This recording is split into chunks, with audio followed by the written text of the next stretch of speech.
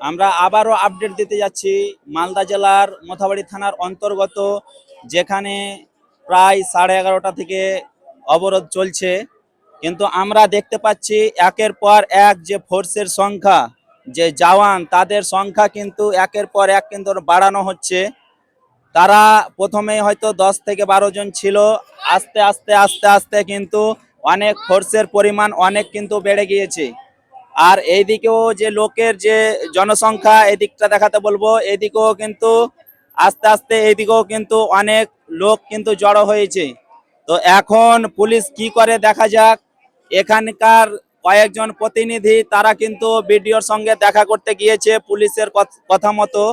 তো এখন 6:30 বাজতে চললো। এখন আমি যেটা আপডেট দিচ্ছি, 6:30 বাজতে চললো। প্রশাসন কি করে সেটাও দেখার ব্যাপার আছে।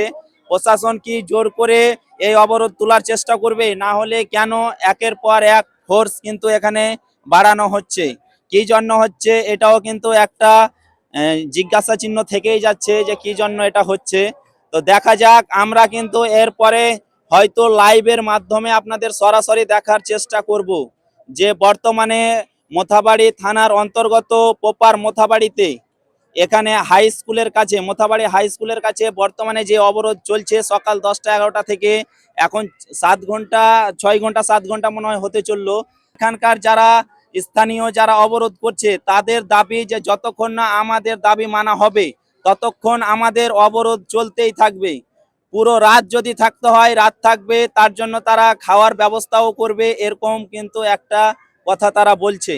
তো দেখা যাক কি হয়, আপনারা সঙ্গে থাকবেন পেজটি ফলো দিয়ে অবশ্যই। ধন্যবাদ।